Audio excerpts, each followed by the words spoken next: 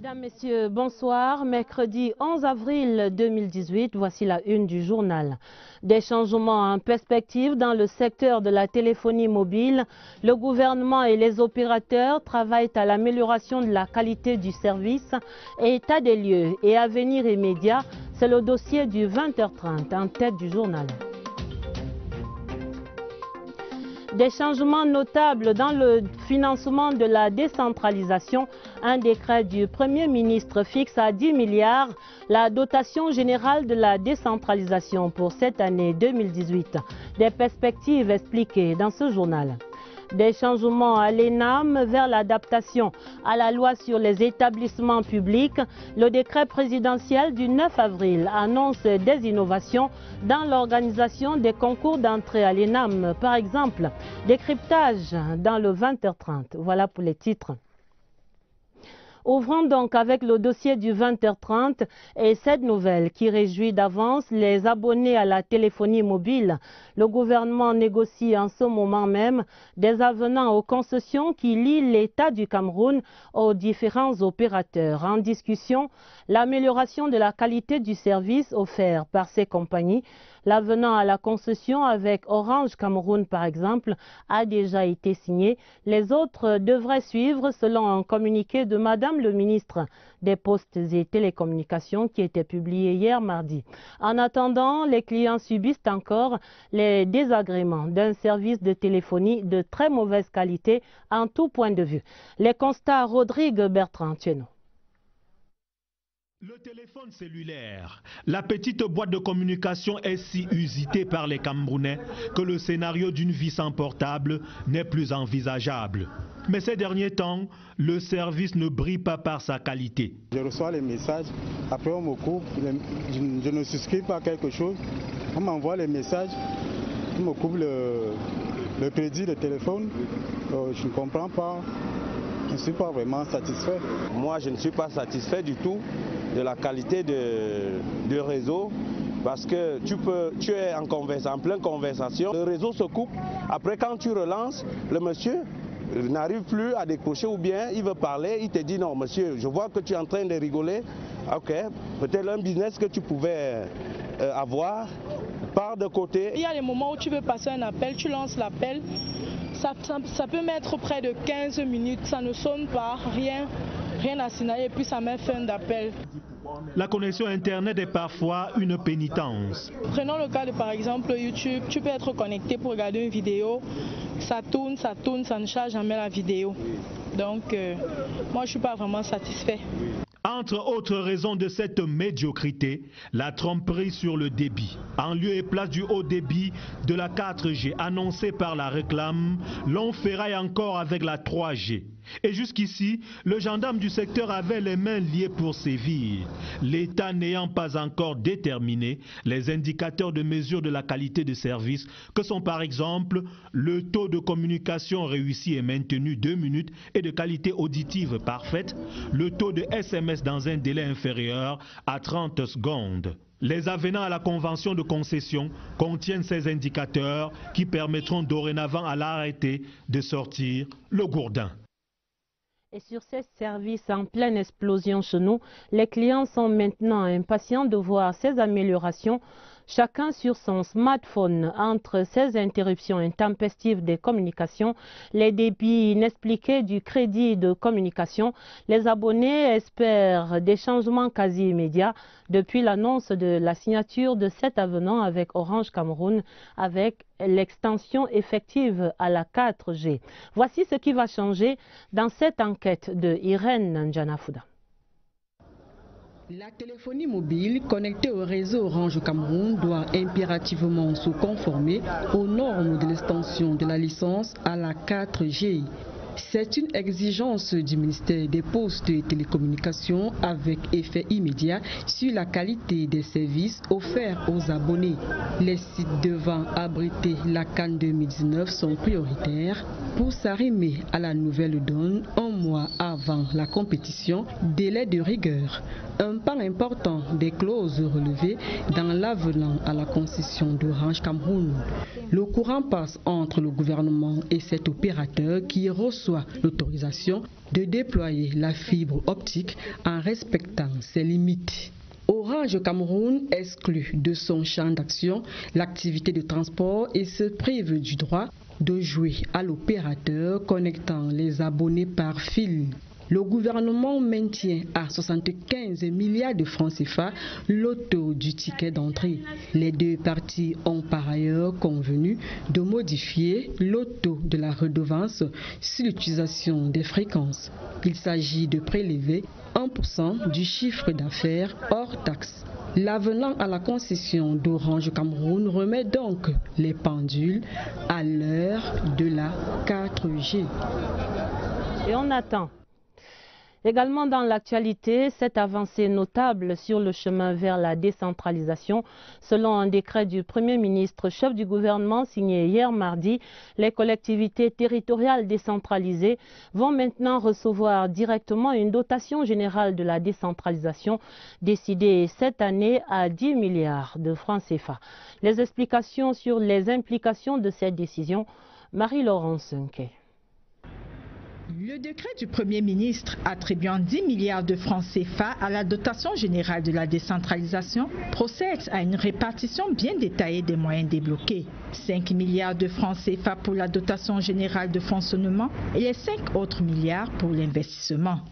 En moyenne, 1 milliard pour l'éducation, pour la santé et le bien-être, pour l'accès à l'électrification, pour les questions relatives aux infrastructures d'entretien des routes. Dans cette répartition, une fleur a été faite aux magistrats municipaux. 3 milliards de francs CFA destinés à leur rémunération. Pour les observateurs avertis, c'est une grande avancée. C'est des l'inédit depuis l'année de référence 2010. C'est vraiment là un marqueur de la dynamique de performance à laquelle le chef de l'État a inscrit la décentralisation depuis le 5 mars et à laquelle s'emploie certainement le nouveau ministre du Développement local et de la décentralisation et le premier ministre chef du gouvernement. La nouvelle a été favorablement accueillie par les magistrats municipaux qui auront ainsi le nerf de la guerre contre le sous-développement. C'est une véritable bouffée d'oxygène. Cela pourra nous permettre de résorber par exemple de nombreux problèmes de voirie, d'assainissement et même environnementaux dont font face les communes.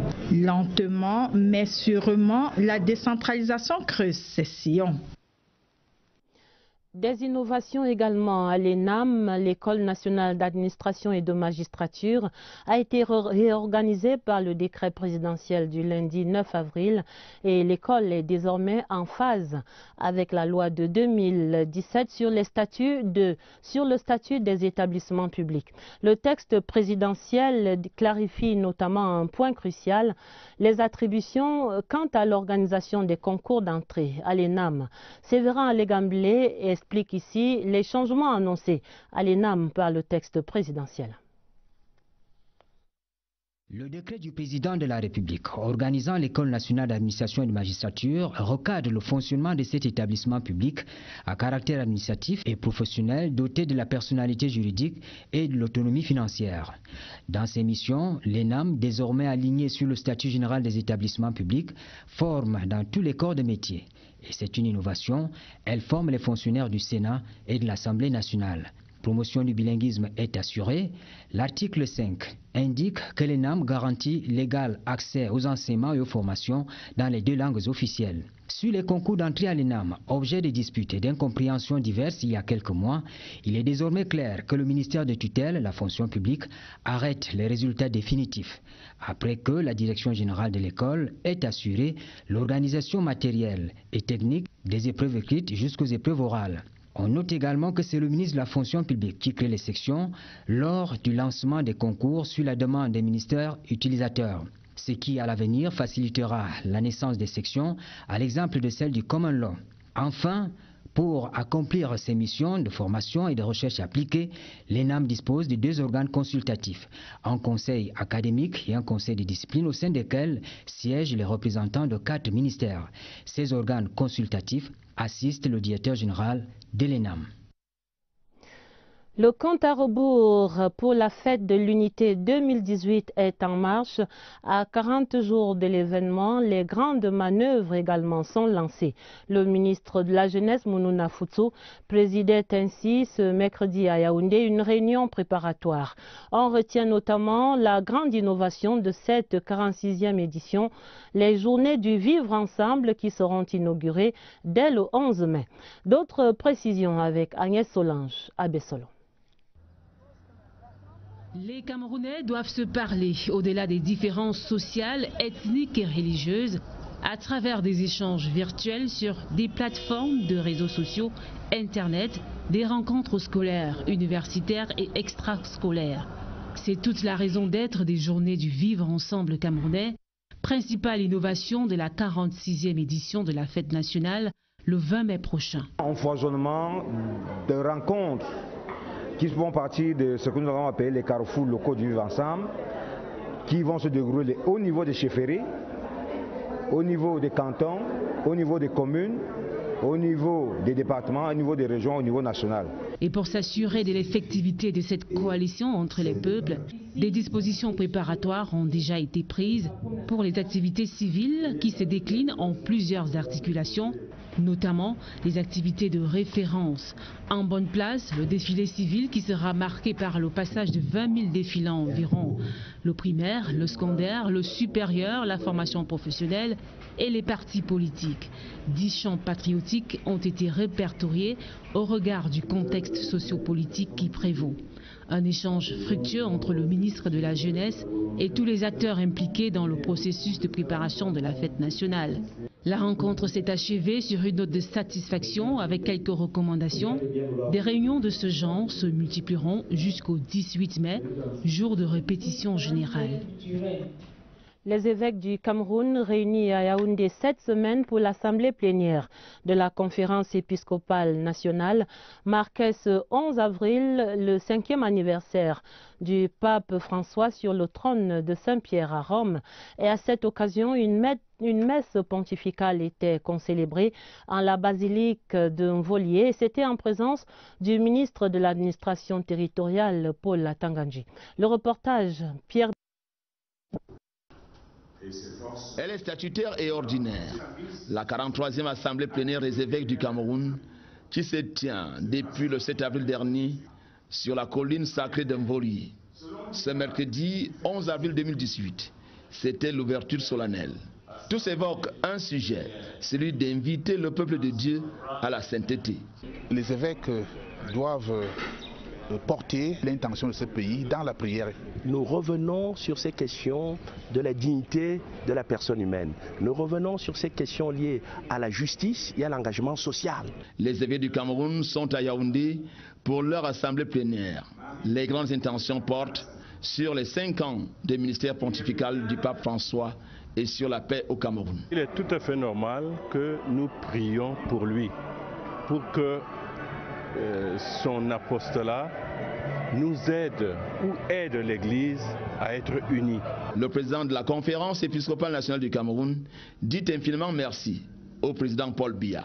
Nous prions pour lui, la prière pour la paix dans notre pays. 5 ans sur le trône de Saint-Pierre, cela mérite une évaluation. Il est un pasteur de son temps, que ce soit dans l'enseignement qu'il donne au quotidien, que ce soit dans les gestes ministériels qu'il pose ou dans l'organisation qu'il promeut. Nous croyons que le pape répond avec efficacité à l'attente du peuple de Dieu et aussi à la volonté du Seigneur aujourd'hui. Le pape François est donc le pape du moment. Les évêques lui disent également merci pour la nomination d'un nouveau nonce apostolique au Cameroun et en Guinée équatoriale. Le ministre des Mines est en visite de travail sur les sites d'exploitation des minerais à Betaroya, c'est dans la région de l'Est. Ernest Gwaboubou est accompagné par le gouverneur Grégoire Mvongo avec un appel fort, plus de discipline et de transparence dans ce secteur des mines au Cameroun. Le reportage Daniel Mouadoumé de CRTV Est.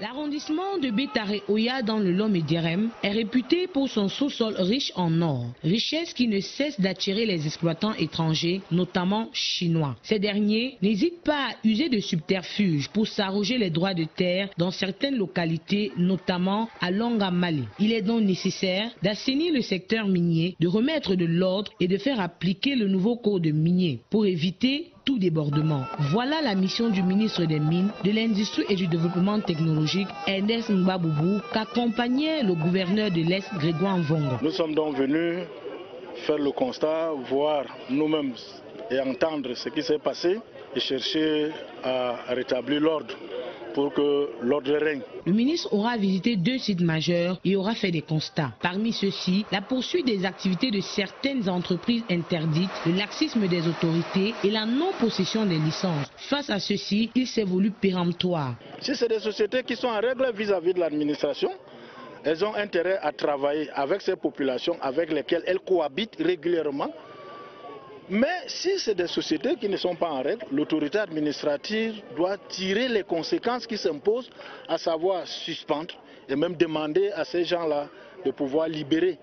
Parce que le Cameroun, ce n'est pas un no man's land.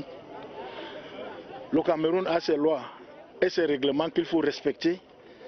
Et il n'y a pas de raison que ceux qui viennent les foulent aux pieds. Afin de s'assurer de la mise en application de ces recommandations, le ministre des Mines a tout de suite instruit la mise sur pied d'une réunion mensuelle entre les autorités administratives traditionnelles et les exploitants. L'ordre régnera par tous les moyens, aura-t-il dit.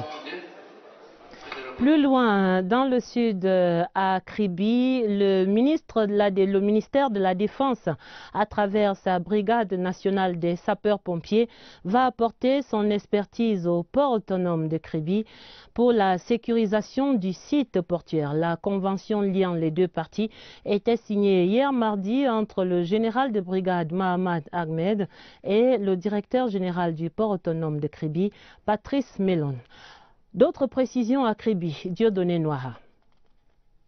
Cette convention de partenariat signée entre le port autonome de Kribi et le ministère de la Défense via le Corps national des sapeurs-pompiers vient davantage rassurer sur le site du port et montre à suffisance la détermination des responsables de cette structure de s'arrimer à toutes les exigences qui accompagnent la mise en exploitation de cette infrastructure.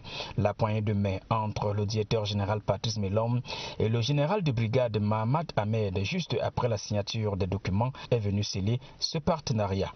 Le rôle, c'est d'assurer déjà la sécurité incendie du port et de procéder avec le temps à la formation des personnels dédiés à cette mission propre au port. Il y a beaucoup de métiers dans le corps national de sapeurs-pompiers. Il y a des secouristes, il y a des sauveteurs en eau profonde, il y a des urgentistes. Donc tous ces métiers sont englobés dans les personnels que nous avons mis à la disposition du port. Cette visite de travail du général commandant le corps national des sapeurs-pompiers à Kribi s'est ensuite déportée sur le terrain, précisément au site du port de Mboro, où il a été accueilli par le commandant Ekani Emmanuel qui dirige sur place l'unité incendie et secours spécialisée du port, séance tenante des tests grandeur nature pour montrer à toute la délégation la capacité et la puissance d'intervention de ces soldats du feu chargés de la sécurité au port autonome de Kribi. Le général de brigade a sillonné aussi les autres compartiments du site portuaire pour mesurer l'étendue du travail de cette unité. Parlons santé, parlons d'une maladie dont on parle peu chez nous. Ce 11 avril est journée mondiale de sensibilisation sur la maladie de Parkinson. Occasion pour la rédaction de lever un pan de voile sur la prévalence et la prise en charge de cette maladie dégénérative au Cameroun. La maladie de Parkinson et nous, c'est la grande enquête de Lucie Colette Avoulou.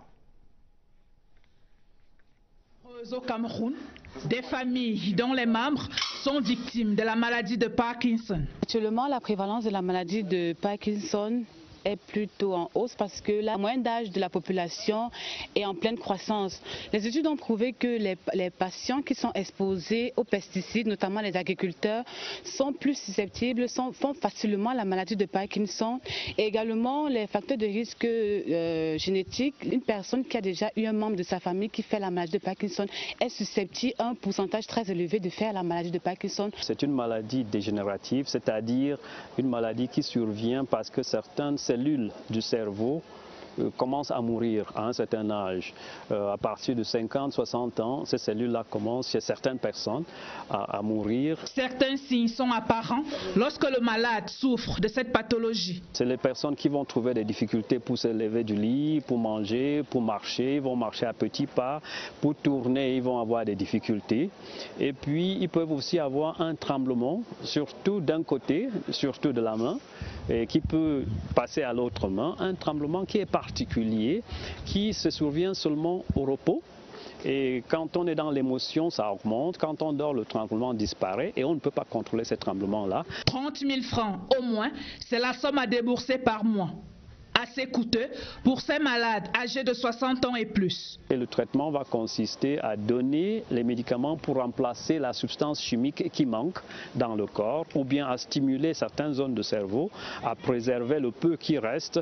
Et puis on va aussi accompagner les malades s'il y a des problèmes de mémoire. On ne guérit pas de la maladie de Parkinson, mais le traitement consiste juste à ralentir l'évolution de la maladie de Parkinson. On peut également associer certaines mesures, notamment la kinésithérapie, qui va permettre également la kinésithérapie motrice qui va permettre de pouvoir maintenir une certaine autonomie du patient.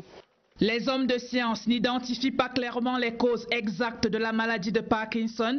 Il n'est pas évident non plus de la prévenir. Il n'y a pas de prévention de maladie de Parkinson puisqu'on ne connaît pas les facteurs étiologiques exacts. Les spécialistes recommandent une consultation à toute personne sexagénaire dès l'apparition des premiers signes. Dans la région de l'Est, du soulagement en perspective pour les populations de Garoua-Boulaye. Elles vont bénéficier bientôt de la proximité d'un hôpital flambant neuf, actuellement en chantier dans le cadre du PNUD, le plan national d'urgence. Les travaux étaient évalués cette semaine par le ministre de la Santé publique en visite de travail là-bas à Garoua-Boulaye. Voici le reportage de Arlequin Soaibou de CRTV Est. Le nouvel hôpital des districts de santé de Garoua-Boulaye va s'étendre sur une superficie d'1 hectare. Ce don du chef de l'État viendra combler les attentes des populations en matière de santé et de soins de qualité. Avec la population de réfugiés qui est toujours en croissance, l'arrivée de cet hôpital va désengorger l'accès de l'hôpital du district de Garoua-Boulaye. Pour les élites de cet arrondissement, ce cadeau vient à point nommé. Au nom des populations et des forces vives de cet arrondissement, c'est un remerciement sans borne à son Excellence, le Président de la République, son Excellence Paul Biya. Vous savez, la santé avant tout. Pour tout développement, il faut commencer par la santé. Cet hôpital de district va servir de cadre à des soins appropriés. Le ministre de la Santé publique est descendu sur le site de construction à Garoua-Boulaye, accompagné du gouverneur de la région de l'Est, Grégoire Vongo. Pour le MinSanté, les travaux doivent être lancés. J'ai jugé nécessaire que je visite ce site, qui est un beau site. Il est libre et surtout que le dossier d'appel d'offres est prêt et que peut-être à la fin du mois de juin, les procédures d'adjudication seront achevées, dont l'entreprise va commencer. Une fois le chantier achevé et l'hôpital inauguré, les populations n'auront plus de longues distances à parcourir à la recherche d'un hôpital de qualité. Il ne s'agit encore que du site là-bas à Garoua-Boulaye et ce sera un hôpital construit dans le cadre du plan national d'urgence triennal. Mon pari pour 2030, c'est là le thème de la 3e phase pour le projet pilote de lutte contre le sida. C'est un projet que conduit l'ONG Synergies africaines contre le sida et les souffrances, créé par la première dame camerounaise, Madame Chantal Biya. Et ce mercredi, à l'Est encore, les leaders socio-professionnels de Bertois recevaient des outils de lutte contre cette pandémie. C'était un atelier présidé par le secrétaire exécutif de Synergies africaines, Jean-Stéphane Biacha. Retrouvons à l'Est Caroline Amombozanga. Malgré les efforts déployés par les gouvernements, le sida demeure une menace de santé publique dans le monde. L'échéance de 2015, initialement fixée par les Nations Unies pour l'éradication de cette pandémie, est révolue. Le nouveau cap fixé pour éliminer le sida est l'horizon 2030. L'atelier de Berthois, qui regroupe des acteurs associatifs venus des divers milieux professionnels, est une matérialisation de la volonté de la première dame du Cameroun, son Excellence Madame Chantal Biya, déterminée à emboîter le pas à cette initiative onusienne. Mon pari vise le développement de la lutte contre le sida en entreprise. C'est pour ça que vous avez des représentants des entreprises qui prennent part à cette formation.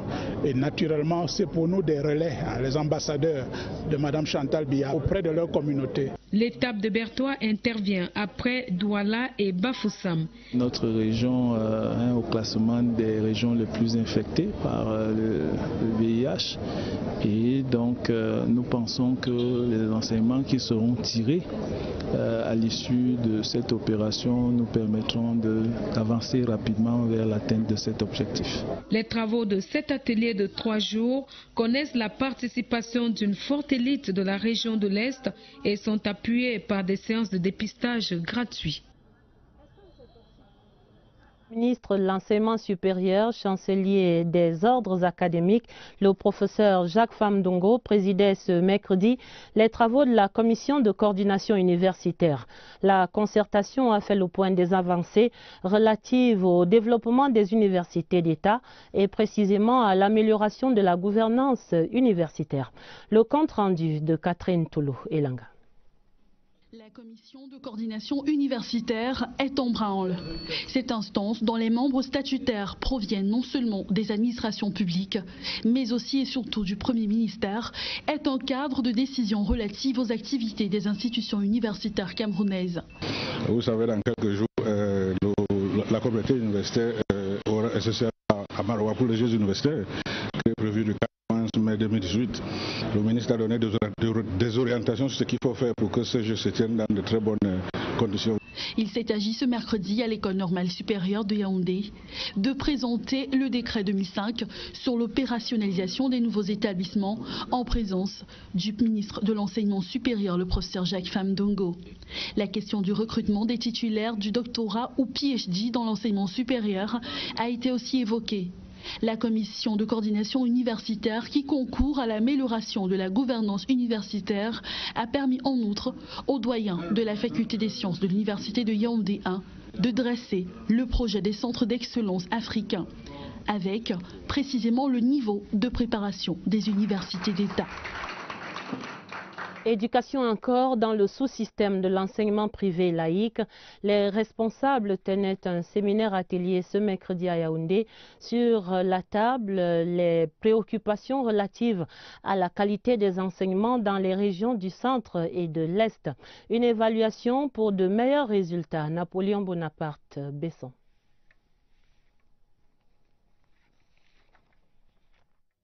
Les responsables de l'enseignement privé laïque l'ont compris, d'où ce séminaire organisé dans les bâtiments à eux dédiés au quartier Invokada ici même à Yaoundé. C'était en présence d'une figure de poids. Je voudrais simplement dire qu'ils mettent le paquet pour que l'enseignement privé soit en tête de l'enseignement au Cameroun. D'ailleurs, au point de vue nombre, à l'heure actuelle, après les établissements publics, c'est l'enseignement privé laïque qui prend le pas. Dans l'incapacité d'accueillir les 900 chefs d'établissements privés laïcs officiellement reconnus dans les régions centre-est, ceux ayant bénéficié de ce privilège avant l'Assemblée générale entendent écrire l'avenir éducatif dont ils rêvent, question d'effleurer le diapason international. Nous avons constaté quelques dérapages et nous voulons recentrer les choses. Nous voulons que toutes nos fondatrices, tous nos fondateurs sachent qu'ils appartiennent à une organisation. En matérialisant les résolutions, ce séminaire marquera un pas vers les défis majeurs de l'éducation. Dans le champ médiatique, les communicateurs camerounais sont invités à œuvrer pour la stabilité sociale dans un contexte sécuritaire préoccupant comme celui du Cameroun aujourd'hui. Ce sont là des prescriptions entendues ce mercredi à l'Estique Angoïkele au cours d'une conférence débat organisée par le professeur Laurent-Charles Boyomo à Sala et des spécialistes de la communication politique. Voici le compte rendu de Étienne Pascal Azégué. Les médias camerounais n'ont pas respecté comme il se doit les contenus des discours politiques pendant la récente élection sénatoriale. C'est du moins l'avis de ces spécialistes en communication politique. Je pense que les médias ont tenu un discours qui était très conventionnel. C'est-à-dire que ce que Elekam envoyait comme information, c'est ça que les médias tenaient comme discours. On nous balançait les communiqués. Mais je n'ai pas vu une émission, une grande émission par exemple de débat où les gens discutent, parlent des sénatoriales. La conférence débat organisée à l'école des sciences et techniques de l'information et de la communication de Yaoundé a permis d'apporter des éléments de réponse sur le type de discours que l'on doit véhiculer dans les médias dans un contexte sécuritaire particulièrement préoccupant comme le nôtre. Le discours médiatique qu'on préconise pour l'année électorale au Cameroun, c'est un discours de paix, un discours d'unité. Parce que vous savez, le Cameroun est en crise. Il y a de nombreuses crises qui menacent le Cameroun aujourd'hui. Pour cet expert, les médias constituent le porte-parole de l'opinion publique. Par conséquent, ils se doivent de jouer uniquement leur rôle en cette année électorale au Cameroun. Dans la suite de la célébration de la Journée internationale de la poésie, journée couplée au concert de slam, c'était le 21 mars dernier. La suite, c'était pour le public de Yaoundé, hier mardi, un récital de poèmes d'auteurs camerounais. Un récital en présence du ministre des Arts et de la Culture, le professeur Narcisse Mouele-Kombi, et de notre reporter Christian Bachegane. Les seigneurs de la paix déclament ce jour des poèmes à la lyre des aristocrates du verbe. Dans un savoureux fondant de musicalité et d'émotion, une vingtaine de poèmes ont été ainsi magnifiés dans une déclamation maîtrisée, parodiée et scénarisée sur des textes des maîtres du verbe entre autres, tant des titans de Jacques Famendongo, Ce siècle est triste de Narcisse Mouele-Kombi ou encore L'homme qui te ressemble de René Philombe. Dans un calme de cathédrale où règne déjà la muse, la déesse de la poésie, le public, les yeux étoilés, déguste avec gourmandise un mélange de poèmes libres, engagés, lyriques et pédagogiques, dénonçant l'hypocrisie et le cynisme, célébrant la cosmogonie africaine, la nature, le ciel, les morts qui ne sont pas morts, les dévanciers Douala Mangabel, Angèle Benvin, Aimé Césaire et les autres. C'est un peu la réponse de la poésie au problème national d'aujourd'hui, de vivre ensemble. Pour faire passer les messages de paix, d'unité, de fraternité, de développement, ils ont choisi d'user du pouvoir de la parole qui s'est faite chère. Le poids des mots, la magie du verbe matiné d'une vête, captive et émerveille un public connaisseur, amoureux des humanités.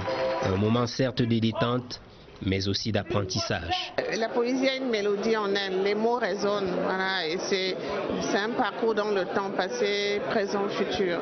Pour moi, le slam, c'est d'abord une thérapie, c'est aussi un outil d'insertion sociale, parce que grâce au slam aujourd'hui, je vis. La poésie, cousine du journalisme, cette lointaine forme d'expression qui encensait les monarques avec les troubadours en Afrique, a exalté l'amour en Europe au XIXe siècle et aujourd'hui porte les vestiges du passé et transporte les espoirs.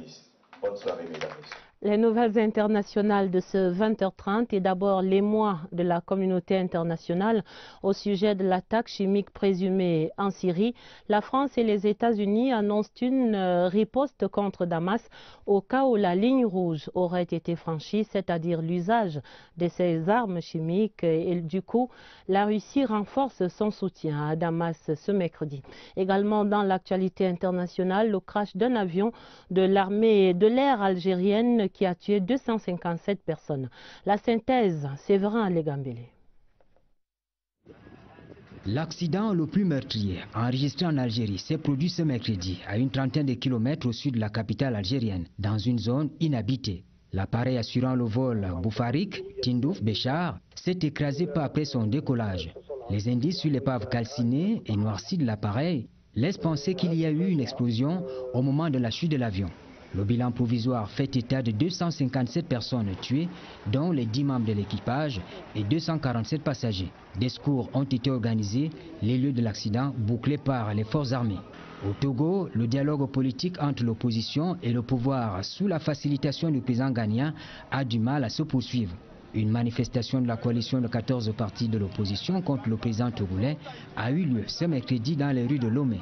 Le gouvernement a répondu à certaines demandes de l'opposition, notamment la libération d'une partie des personnes arrêtées, mais les pourparlers semblent s'enliser. Les deux partis en conflit ne s'entendent pas sur la question du retour à la constitution de 1992, dont la candidature de Faure Gnassingbé Eyadema en 2020. Et puis en Syrie, c'est toujours la guerre des mots entre l'Occident et la Russie au sujet de l'attaque chimique présumée de la ville de Douma par les autorités syriennes. Moscou va déployer à partir de ce jeudi la police militaire dans cette ville, dernière poche rebelle située près de Damas. C'est pour assurer la sécurité, maintenir l'ordre et organiser l'aide aux habitants locaux. En page des sports, direction Gold Coast en Australie pour les 21e Jeux du Commonwealth. Les dernières nouvelles avec nos envoyés spéciaux, 145 médailles, dont 57 en or pour l'Australie en tête du classement général. Et pour les Camerounais, Wilfried Seyi, le boxeur de 75 kg, s'est qualifié ce mercredi pour les demi-finales, s'imposant face à un Néo-Zélandais. Par contre, Sandrine Bemi termine 15e au classement général du saut en longueur. Voici la journée des athlètes camerounais à Gold Coast avec Charlie Merinos Liato.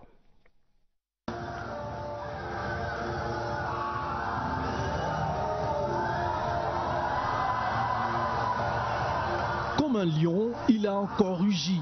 Et ce mercredi sur le ring d'Oxenford, il n'y avait Dieu que pour Wilfried Seyi, après ce combat littéralement dominé contre le Néo-Zélandais Ryan Skyfe. Après avoir régné pendant les 3 rounds sans partage, c'est à l'unanimité que les juges arbitres lui attribuent la victoire.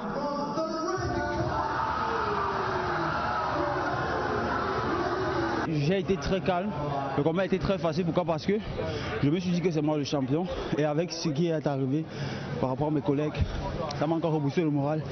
Et c'est la cause de ma façon de travailler tout à l'heure. C'est le seul boxeur camerounais encore en lice et une demi-finale lui garantit déjà une médaille. Mais c'est au grand stade de Gold Coast qu'on a surtout vu passer les athlètes camerounais pour les épreuves d'athlétisme. D'abord au saut en longueur d'âme, Sandrine Bemi était très attendue. Mais au final, déception totale dans cette épreuve où l'athlète camerounaise n'a pas pu franchir l'étape des préliminaires. 15e au classement général avec un bond de 6,02 m. Sincèrement, c'est la compétition, ça arrive.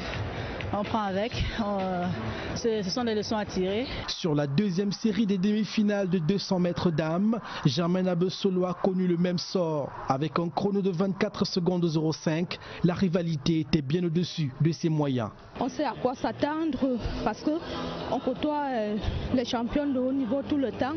Pas de chance de médaille également pour Marcel Mayak II qui réalise seulement la 7e performance en finale de saut en longueur messieurs, avec un bond de 7,70 m. Ce jeudi, les lutteurs camerounais feront leur apparition dans la compétition et à 2 jours de la fin, l'espoir reste permis.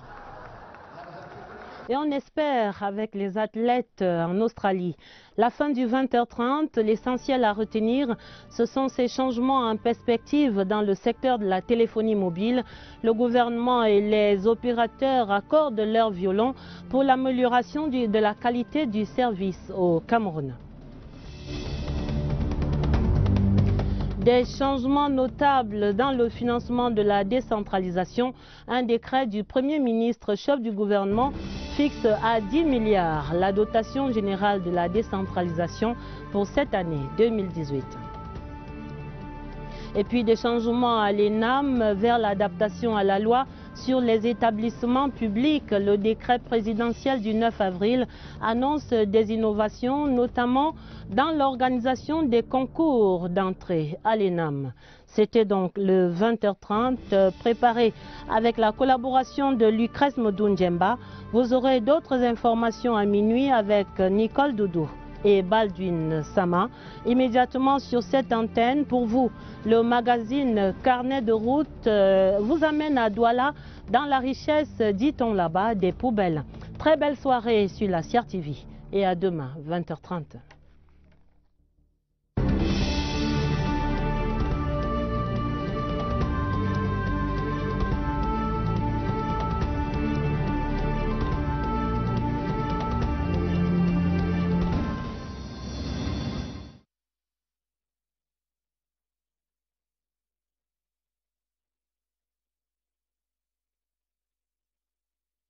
Des concours sur la demande des ministères utilisateurs, ce qui à l'avenir facilitera la naissance des sections à l'exemple de celle du Common Law.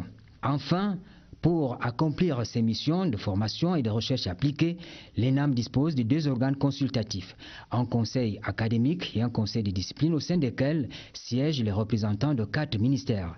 Ces organes consultatifs assistent le directeur général de l'ENAM. Le compte à rebours pour la fête de l'unité 2018 est en marche. À 40 jours de l'événement, les grandes manœuvres également sont lancées. Le ministre de la Jeunesse, Mounouna Futsu, présidait ainsi ce mercredi à Yaoundé une réunion préparatoire.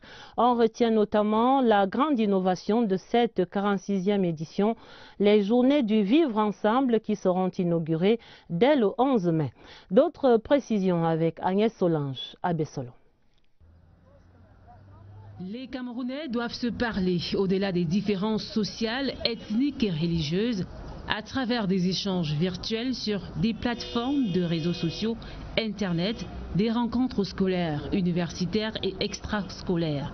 C'est toute la raison d'être des journées du vivre ensemble camerounais, principale innovation de la 46e édition de la fête nationale le 20 mai prochain. Un foisonnement de rencontres qui font partie de ce que nous avons appelé les carrefours locaux du vivre ensemble, qui vont se dérouler au niveau des chefferies, au niveau des cantons, au niveau des communes, au niveau des départements, au niveau des régions, au niveau national.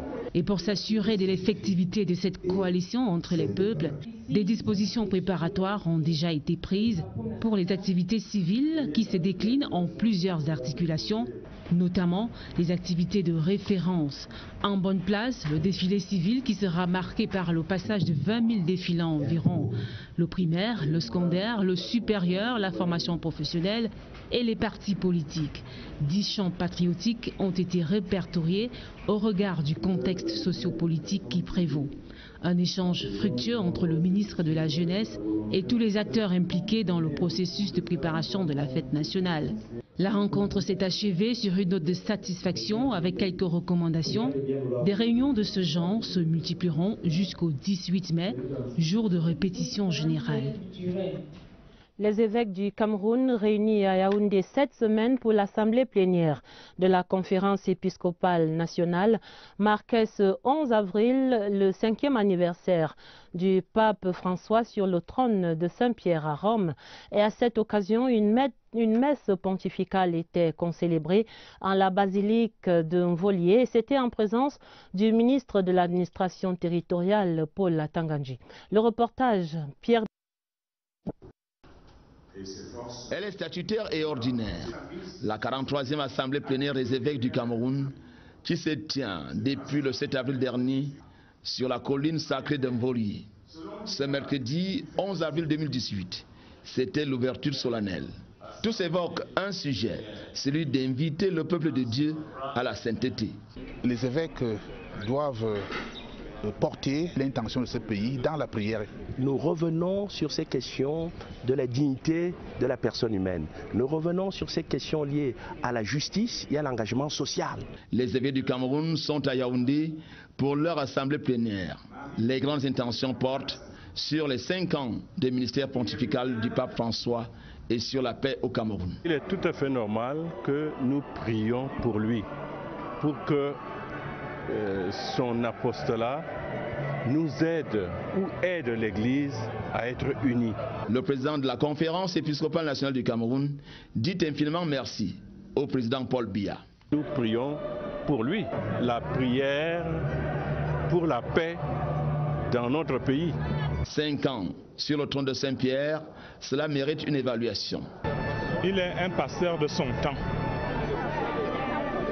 que ce soit dans l'enseignement qu'il donne au quotidien, que ce soit dans les gestes ministériels qu'il pose ou dans l'organisation qu'il promeut. Nous croyons que le pape répond avec efficacité à l'attente du peuple de Dieu et aussi à la volonté du Seigneur.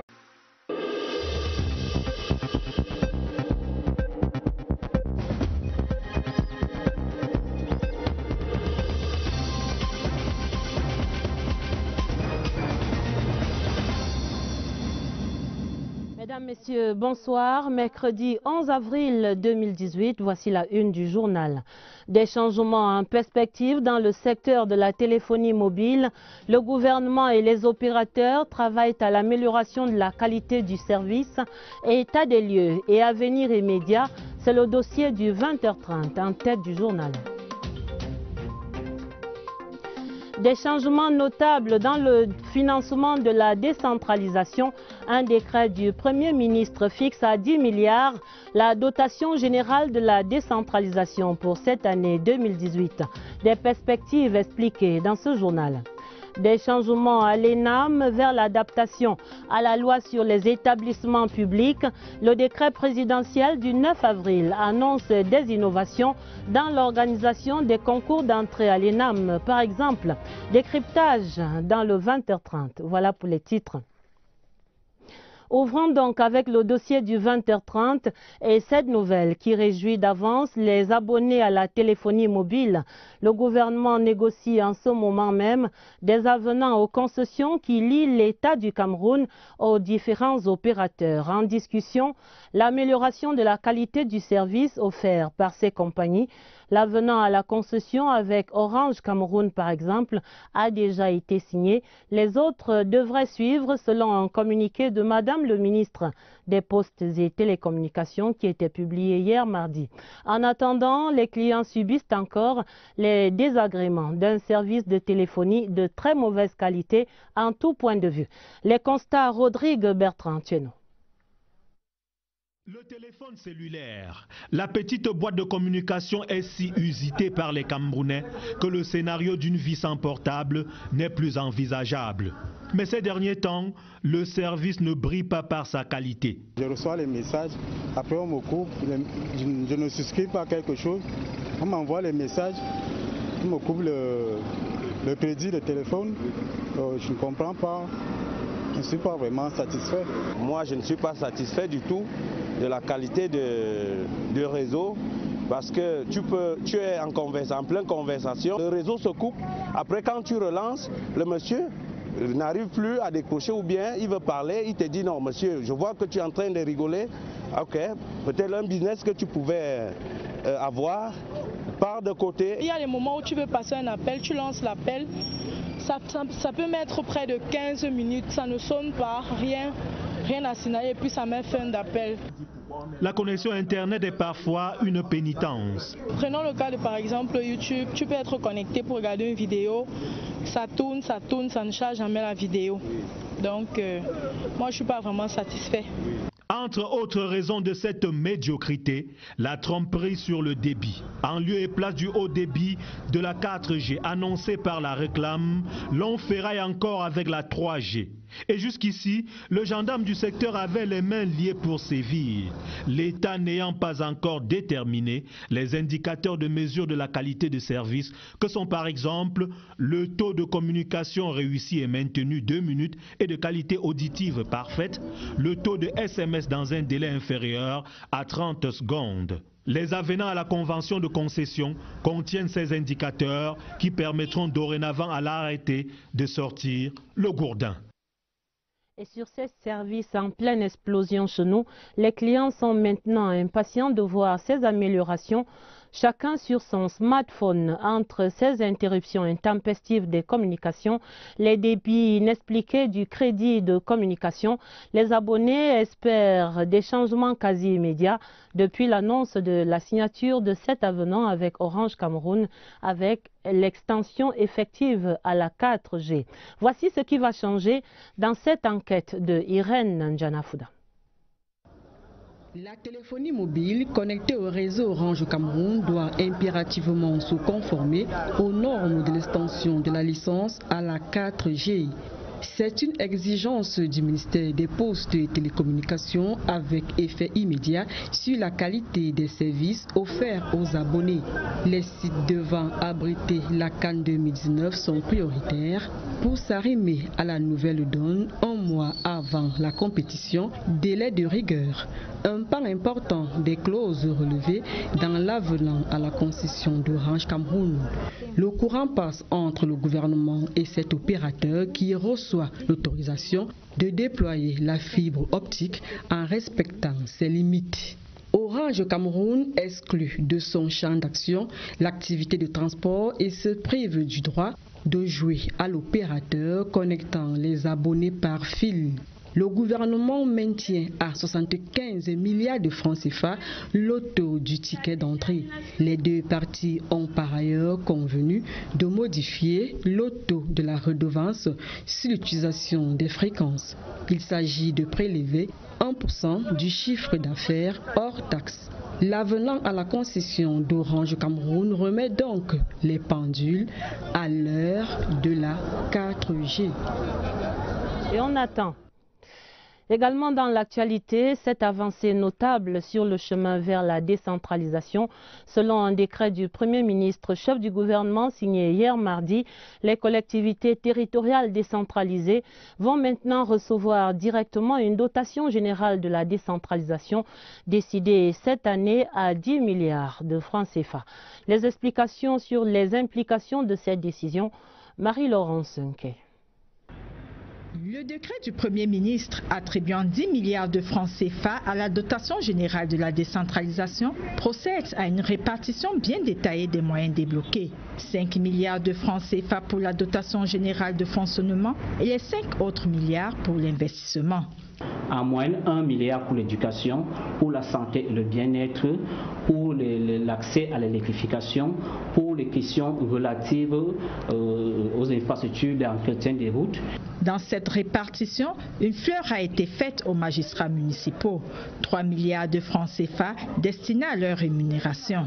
Pour les observateurs avertis, c'est une grande avancée. C'est de l'inédit depuis l'année de référence 2010. C'est vraiment là un marqueur de la dynamique de performance à laquelle le chef de l'État a inscrit la décentralisation depuis le 5 mars et à laquelle s'emploie certainement le nouveau ministre du développement local et de la décentralisation et le premier ministre chef du gouvernement. La nouvelle a été favorablement accueillie par les magistrats municipaux qui auront ainsi le nerf de la guerre contre le sous-développement. C'est une véritable bouffée d'oxygène.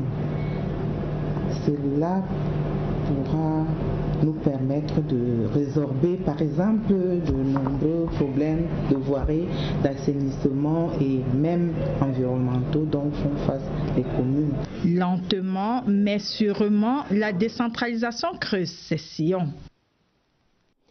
Des innovations également à l'ENAM, l'École nationale d'administration et de magistrature, a été réorganisée par le décret présidentiel du lundi 9 avril et l'école est désormais en phase avec la loi de 2017 sur le statut des établissements publics. Le texte présidentiel clarifie notamment un point crucial, les attributions quant à l'organisation des concours d'entrée à l'ENAM. Séverin Allégamblé explique ici les changements annoncés à l'ENAM par le texte présidentiel.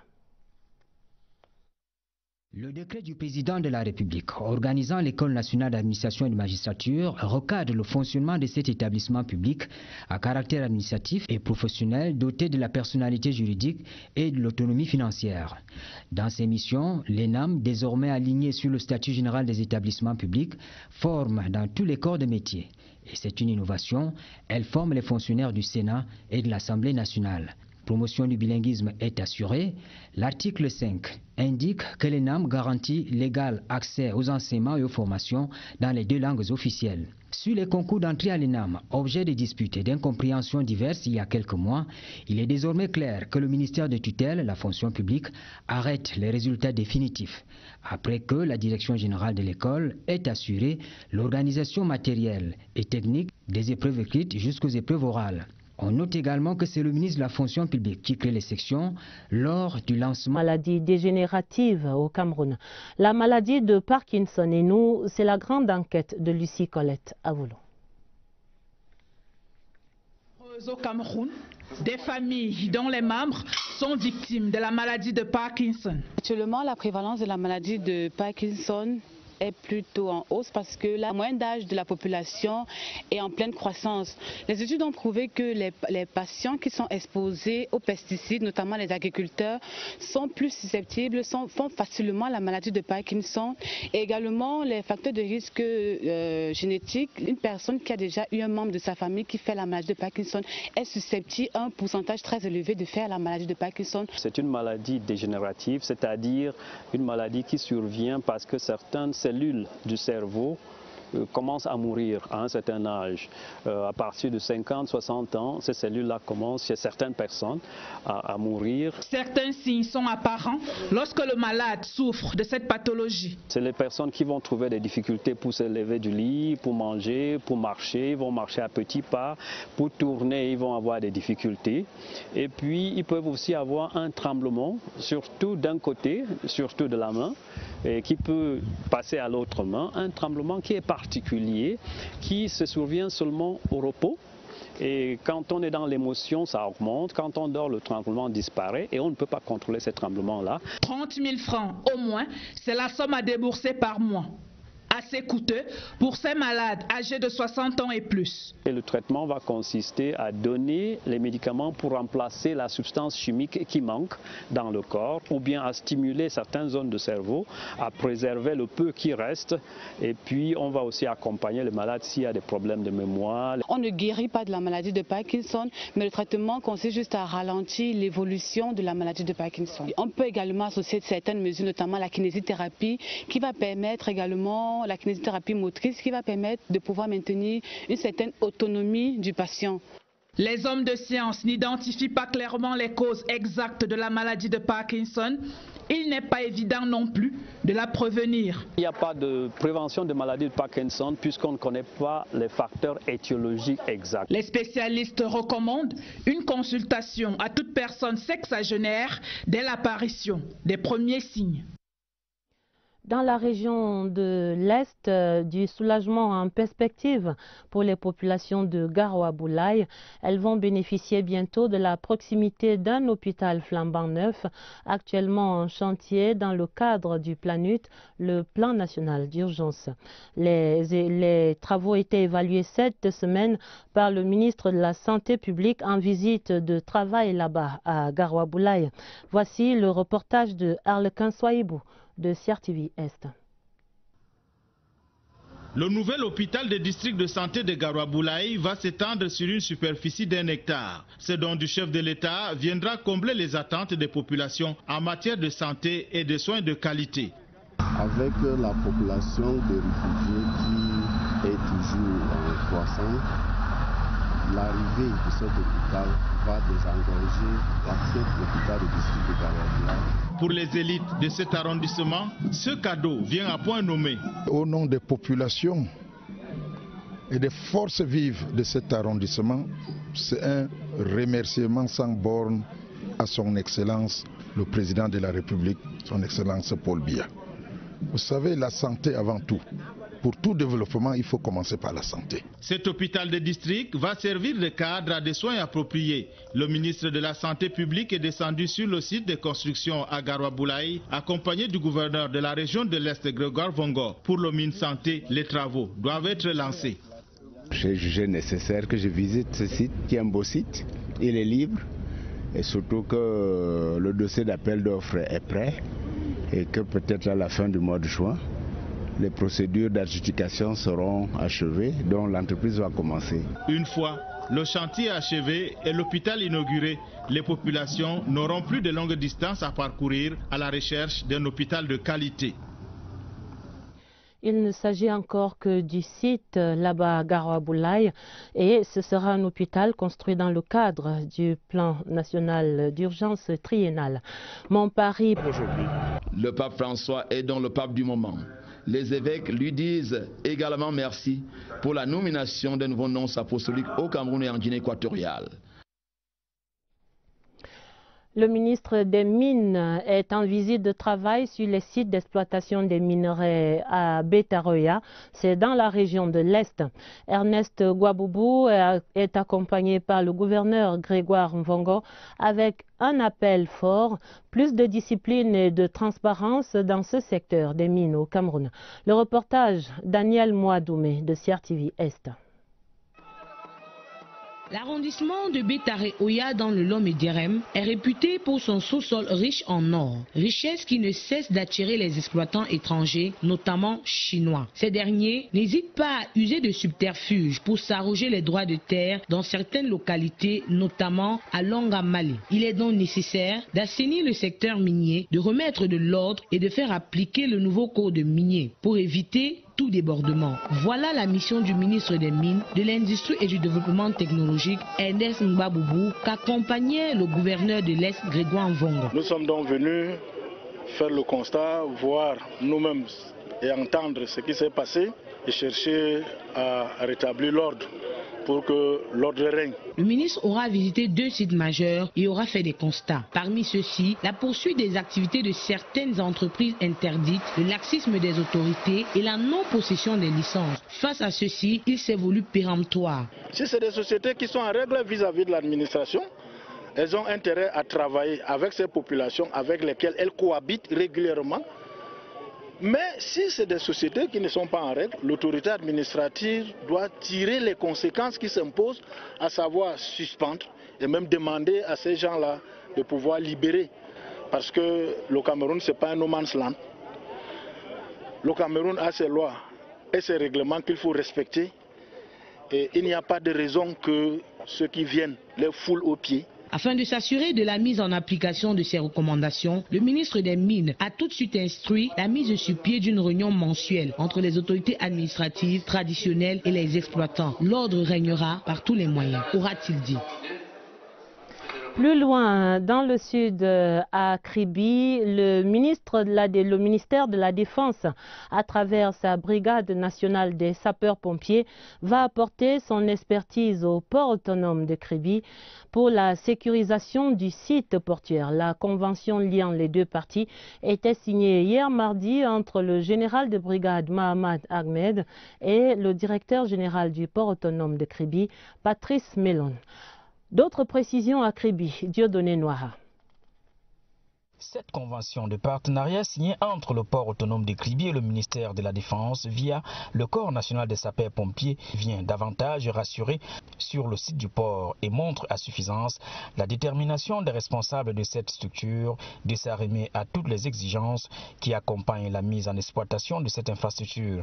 La poignée de main entre le directeur général Patrice Melon et le général de brigade Mohamed Ahmed juste après la signature des documents est venue sceller ce partenariat.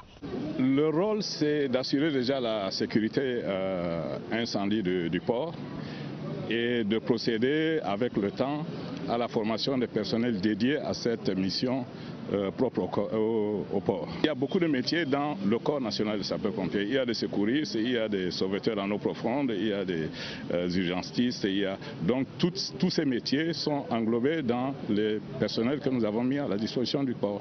Cette visite de travail du général commandant le corps national de sapeurs-pompiers à Kribi s'est ensuite déportée sur le terrain, précisément au site du port de Mboro, où il a été accueilli par le commandant Ekani Emmanuel qui dirige sur place l'unité incendie et secours spécialisée du port, séance tenante des tests grandeur nature pour montrer à toute la délégation la capacité et la puissance d'intervention de ces soldats du feu chargés de la sécurité au port autonome de Kribi. Le général de brigade a sillonné aussi les autres compartiments du site portuaire pour mesurer l'étendue du travail de cette unité. Parlons santé, parlons d'une maladie dont on parle peu chez nous. Ce 11 avril est journée mondiale de sensibilisation sur la maladie de Parkinson. Occasion pour la rédaction de lever un pan de voile sur la prévalence et la prise en charge de cette maladie.